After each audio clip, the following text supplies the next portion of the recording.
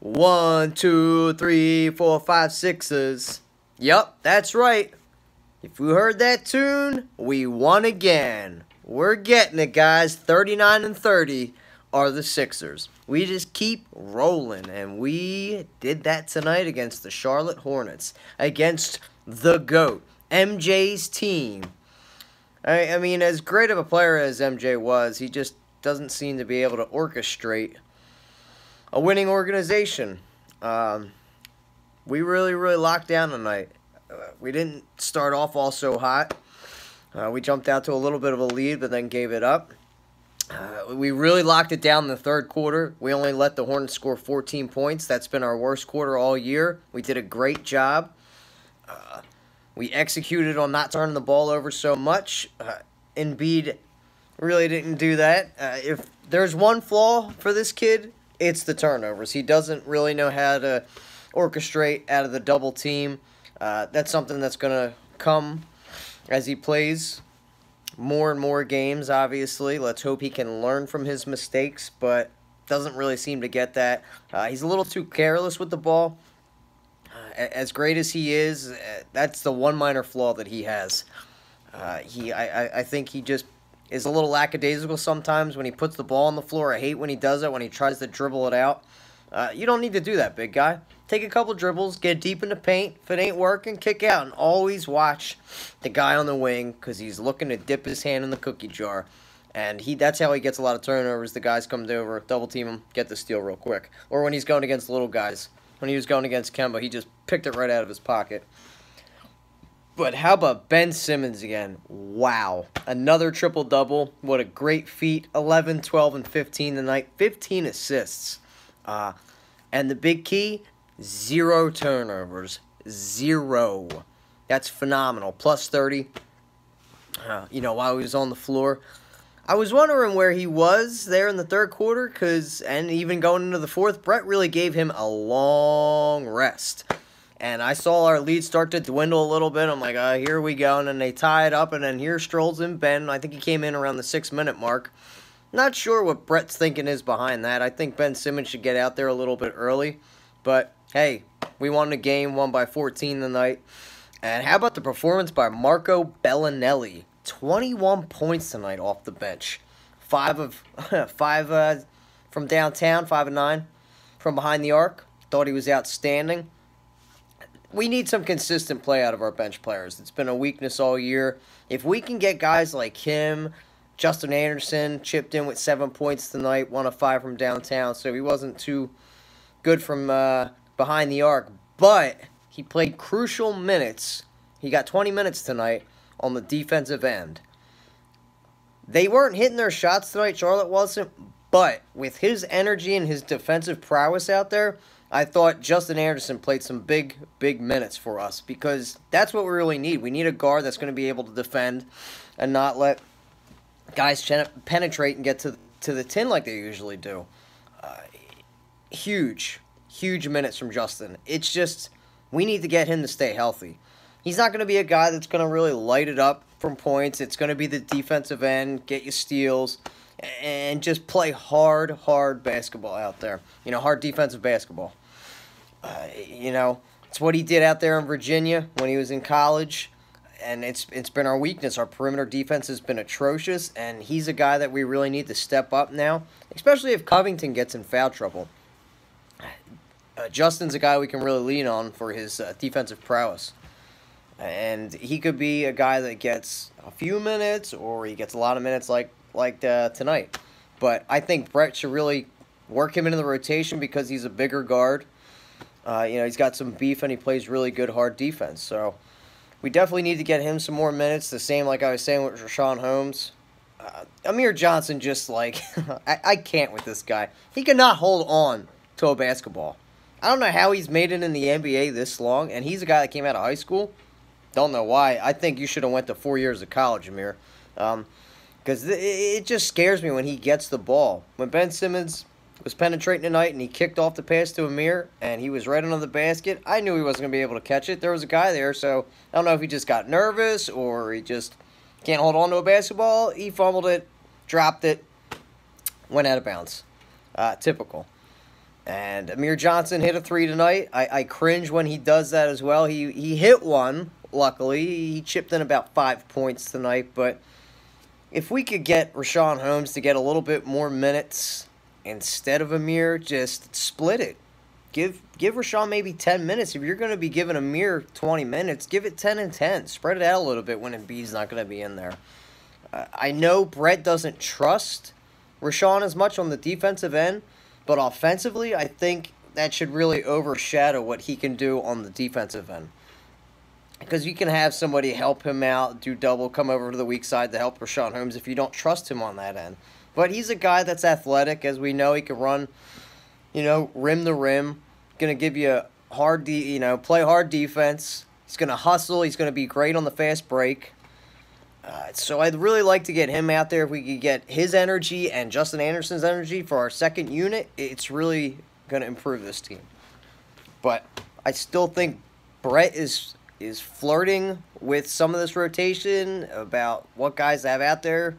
Because at one point, I think it was Amir, TJ, Anderson, oh, God, I can't think of the other two out there. But you're Bellinelli wasn't out there. But you're looking at it, it's like, where's the offense going to come from? None of these guys can create their own shots. So I think he still has to really flirt with that rotation. Maybe work Dario in there a little bit sooner. Just so somebody can have a ball handler out there and who's going to be able to score buckets. Dario, a little bit of a slump, for only 5 points tonight.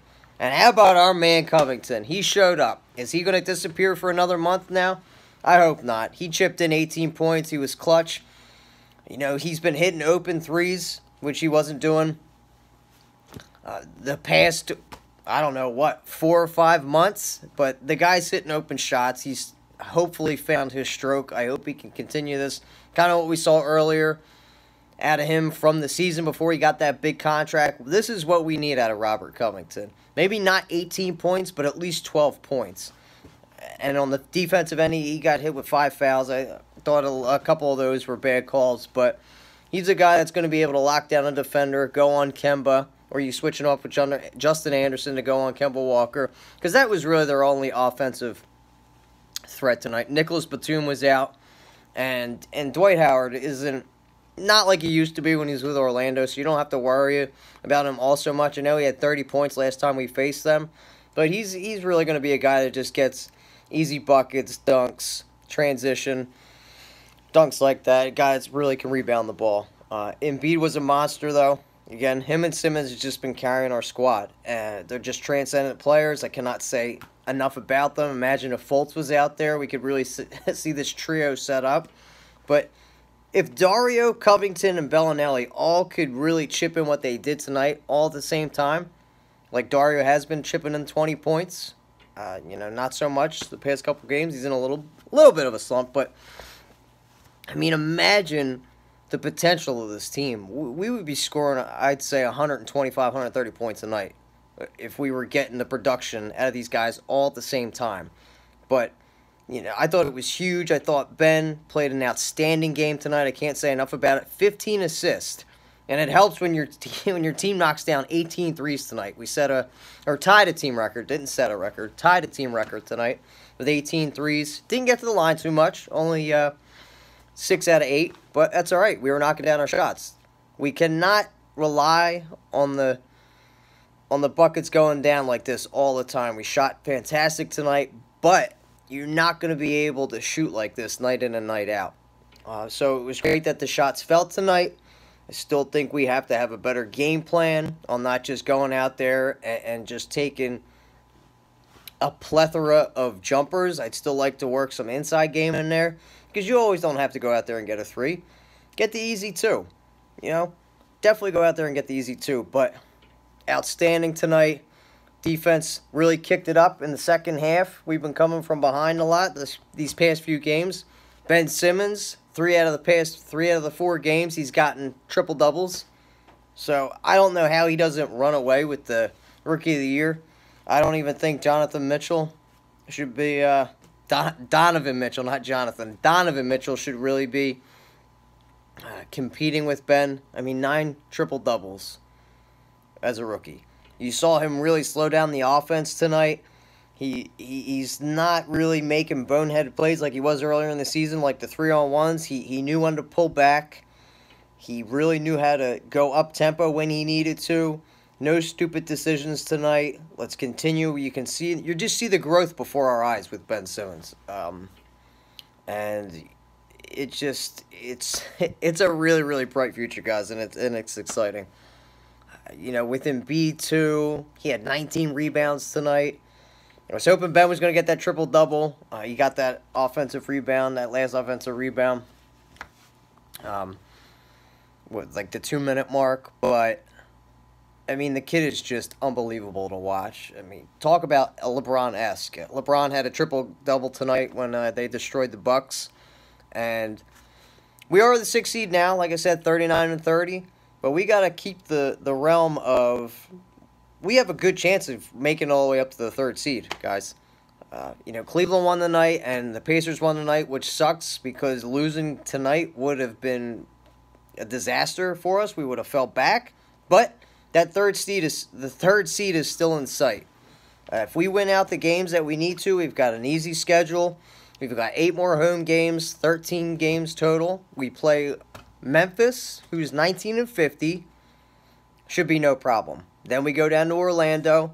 Shouldn't be an issue. But you've seen we've struggled with these subpar teams that are way out of contention, not in a playoff race. They're just looking forward to the draft. They're in tanking mode, quote-unquote, if you want to put it in Hinky's way. But you can't really kick a sleeping dog or a starving dog because these kids are going to come out here and fight. They have nothing else to lose, so we can't go out there and underestimate them. We got to play hard every night. We can't turn the ball over like we did, like we didn't do tonight, but like we have previous games and pretty much the whole season. Embiid's got to cut down on those, so I'd really like for him to work on that because he's just, like I said, when he puts that ball on the floor and he starts to try to dribble out, it's like, bro, just put your back to the basket, back him down, go eat. Go eat all day in the paint. But we can't lay down on these teams. It's very manageable, our remaining games, the 13 games we have left. We got to take care of business at home. We've been great on the at home. We've been decent on the road, too. We can't shoot ourselves in the foot like we have so much this season. With the turnovers, letting teams get back into it, and we've certified the bench. We've shored it up. So, picking up Bellinelli and Ilyasova, he knows what to do. He's a savvy vet. If he's not going to chip in points, he's going to get us charges, steals, go out there, play defense, hit a key 3. So, we've got a decent bench now. Can we really make a good playoff push? I'm not saying we're going to the finals, but, the Pacers and Cleveland are only a game and a half ahead of us right now. So, if we win out with this easy schedule remaining, that 3rd seed is not out of sight at all, and that would bode well for the Sixers. We want to have home court advantage for sure because you've seen how stellar we play. AI was at the game tonight.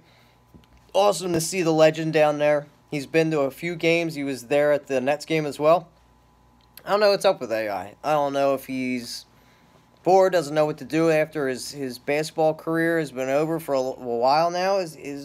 Does he want to join the organization? Is he getting in trouble after seeing him at that Charlotte game when he was all whacked out of his mind? I mean, I kind of feel bad for him. He was in a suite. It looked like he was by himself tonight. I'm not sure if his buddies were just up at the bar or what have you, but I kind of feel bad for AI. I hope, he stays on a clear path. He doesn't let his old demons get him in trouble. If I was the organization, the Sixers organization, I would lend out a hand and try to get this man a job with them. I think he would be a good mentor to these young kids coming up. He's really obviously into this team. He loves this city. I think it would be good for him and the organization. Maybe even make him a scout or just something, giving him some type of title to occupy his time. The man loves basketball. He knows basketball. He's beloved here. He always will be. Forever a Sixer, great Sixer, one of the best I've seen of all time. I never got to see Dr. J play. Charles didn't see them, but AI is a Sixer through and through. So whoever's got to reach out to him, Scott Harris, Colangelo, whoever, get AI on this team. You know, even if it's a assistant, is he going to be a coach? I don't know if he'd go that route. I don't know if it's a PR issue for the Sixers. He's too much of a liability because of his history. I hope not, but I think it would be good for the organization and for Aya as well. Get this guy on this coaching staff. I know he wanted to be a GM. He talked about that. I don't know if that was in his Hall of Fame speech or in previous interviews. You just can't jump into a GM spot. You got to work your way up. But get this guy in the organization. Miss you, AI, you're the man. But great win tonight, guys. Love to see it. We've been squashing the Hornets. They don't seem to be an issue. They are right over here with us. We play them one more time in April down there in Charlotte. We've had their number this year. We got a glimpse of Malik Monk, a guy we had scouted possibly for the 3rd pick at the time during the draft. Some said he was too high for that spot, but the guy just knows how to score buckets. He's a beast. He played really good tonight. You can see his athletic ability, and I think he's got one of the best jumpers out of this rookies class. I think he's going to be a beast. So if that can match up that backcourt with Kemba and him and try to build off that, I would have loved to have Kemba on this team. I was hoping the Sixers would have went out and made a move to get him. I know we have Fultz, but I think he would have been great firepower off or on the bench starter or coming off the bench because the guy just knows how to get buckets. Luckily, he was only 1 from 9 from downtown tonight, so he didn't hurt us in that sense. But the first meeting we had against them, he went off on us. I think he had 31 points. He was like 6 to 8 from downtown. He's got a great quick step. You got to really watch his dribble. He's got great dribble penetration. He's got a nice jumper. He's a great player. And I really wanted him, loved him even in his UConn days, watched him take a team and literally will them all the way to national championship as a really, really low seed. I'm talking about March Madness. It's been crazy. But I don't know who's going to win it. My brackets have been busted. I don't know about y'all. I've got one left with Duke. I had 6 total. Had Virginia and Arizona winning it all and a couple other brackets, and we all saw how that went. So, been a crazy, crazy March Madness so far. I don't know if y'all watch college basketball, but if you don't, you're missing out because you get to see the prospects that are coming in the NBA a little bit beforehand, so you kind of get to scout them a little bit. And there has been talks about college basketball really not getting the attention it deserves. And is that because people don't tune in? People were saying they don't want to see these no-name teams. In my opinion, I don't want to see the same team all the time playing in the national championship like we see in football all the time, college football, or even in the pros you see it. You don't want to see the same team over and over and over again. The NBA has this issue, even though they've been great finals, with seeing the same teams in there. You want to see fresh blood. But I think the reason college basketball, the ratings have been down, is because there's no rivalries really built anymore. You don't have that longevity of players staying in school. It's one and done. And it looks like the NBA is leaning towards bringing back high school players, just going straight from the NBA out of high school. So they don't have to do this college one and done thing anymore. But I think that is killing college basketball. The rivalries, it's not as exciting to watch Duke versus North Carolina because it's not built up like it used to be 10, 15 years ago. Because you really don't know the players. They're here for a year, and then they're gone. And then you have a whole new fresh faces, so it's not like they want to come back and, oh, I'll get you next year. It's just, it doesn't have that same camaraderie about it. I still watch it. I only watch it for March Madness. It's not like I'm going to, take a game out of during the regular season and watch it. It's, it's whatever. I think it's more exciting to watch March Madness. So in a sense, I think it has hurt the ratings for that reason. So I don't know if they're going to be changing that, if players are, and I'm not saying here the players shouldn't do the one and done thing. These kids deserve to get paid. If you're good enough and you can go play in the NBA, more power to you. But I think that's one of the reasons why college basketball is down. But Sixers get the win again, baby. 39-30. What is the potential wins we got here, guys? Got 13 games left. 13 games. We're going to be 45, above 45 wins? What do you think? Will we peak 50? Is that possible? Do you think we'll get 52 wins? Are we going to lose another game for the rest of the season? It'd be nice. They keep playing like this. Ben Simmons keeps popping out triple-doubles like he's Russ Westbrook out there. Oscar Robinson. LeBron James. Magic Johnson. Got some great names to be mentioned with. And he might get there one day. But kid's playing out of his mind. I think it was a big reason we won the night. He's the floor general. He's what's going to lead this team to wherever we may go. And then you got your sidekick there. Obviously with Joel Embiid being a monster that he is. Best big man in the league. Nobody can cover him. He's untouchable. He was behind the arc a lot, popping some threes. 18 threes tonight. Finally, they fell for us, guys. Finally. We jacked up 44 tonight, but they fell tonight for us. Bellinelli played great. This is the winning recipe right here. Don't turn the ball over. Obviously, getting lucky with your shots falling, but hitting 18 threes doesn't hurt. Not too shabby, but playing good defense. Good defense when it counts. Only holding the opposition to 14 points in the third quarter. And they weren't hitting their shots, so you got to take advantage of that. 39-30, guys. 13 games left. Time is ticking. Playoff brackets? Playoffs? You talking about playoffs? Yes, sir. Philadelphia 76ers are going to be back in the playoffs.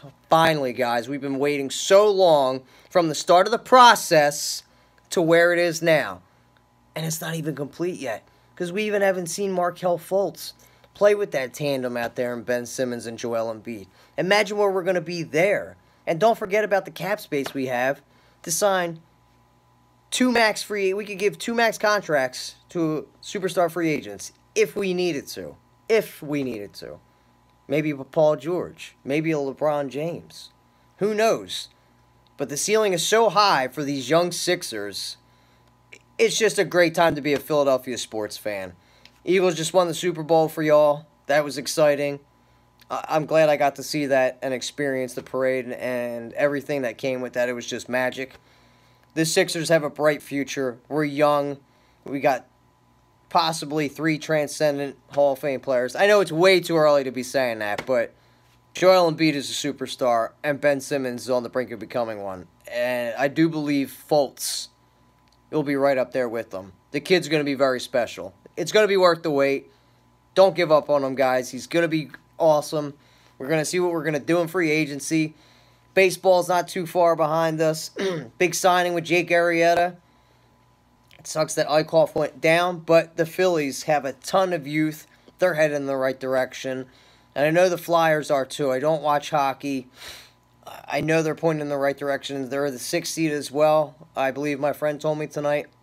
So the future is just bright, and its arrows are all pointing up, guys, for the Philadelphia sports fans. We deserve it. We've longed for it all them years. You look at it. 4 years ago, all the teams in Philadelphia were crap. They all sucked. They were all awful. Well, we built it up just like that. Look how quick the Eagles turn their stuff around. Baseball takes a little longer, but they're heading in the right direction. We know about the process, and I'm trusting it. Always have. Hinkie, you're a god. You're the man. Thank you for building this team and what you've done. Brian Colangelo, you're not getting the credit for it. I'm just rambling now.